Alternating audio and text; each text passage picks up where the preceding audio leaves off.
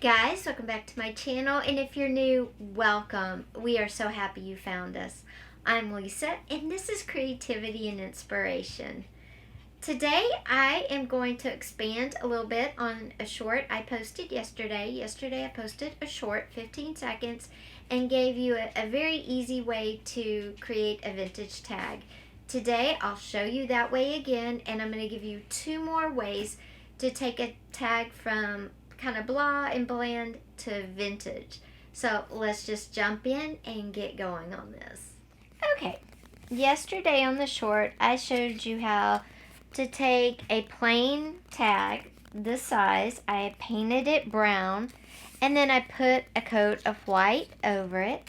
And then with just everyday sandpaper, I came back and hit it around the edges and in the center, and I have a very cool vintage tag. And it was that simple. 4 easy steps. You can take either a plain tag that you have, it can be white or this manila color, or you can cut one out of a manila folder, which is what I did with this. So either way, all you need is a tag, some Mod Podge, some brown paint, some water, and a pattern, a sewing pattern. And it can be new or vintage, up to you. All you do is you decoupage your pattern onto your tag. Once it's dry, you just hit it with paint and the water to thin your paint, and you get it as thin or as thick as you want it. Once you get it all done, you blot it on a piece of paper, and boom. This is how it turns out.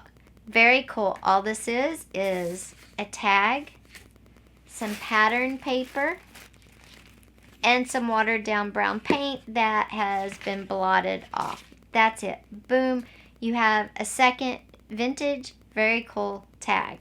The third tag I'm going to show you is just as simple and just as easy. Again, you start with a plain tag. You decoupage on some book paper.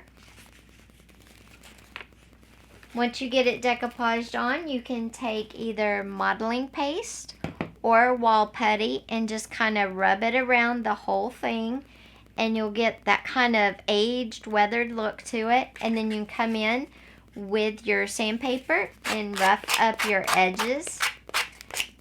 And if you got anything too thick, if you'll notice, I put this on with my finger and I put it so you could see the words through there. If you get it too thick,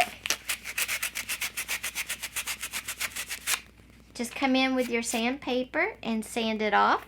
Or you could sand your book page while it's still kind of wet, and you could put some wear holes in it. Do whatever you want, but again, you have a very cool vintage tag in just 3 steps? Book page, wall putty or modeling paste, and sand. 3 steps. So I showed you how to get 3 really cool, easy vintage tags in 3 steps.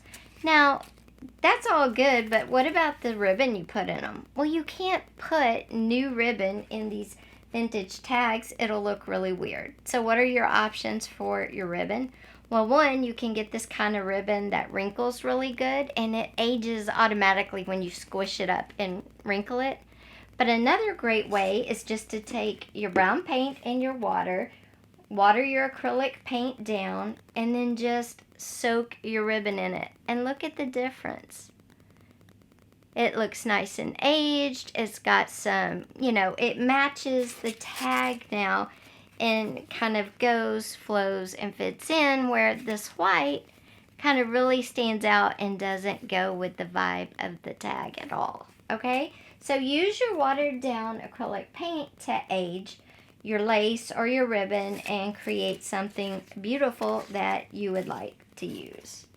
Or as an option too, you could always buy some cream colored ribbon and just kind of take the brown around the edges just to give it that worn edge look, and then thread that through.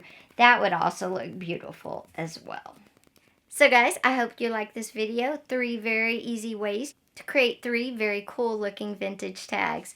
If you liked the video, please give it a thumbs up. Also, please hit that subscribe button with that little bell. You don't want to miss out. I have a lot of great content coming your way. And as usual, thank you so much for being here, and I hope to see you next time. Take care. Bye.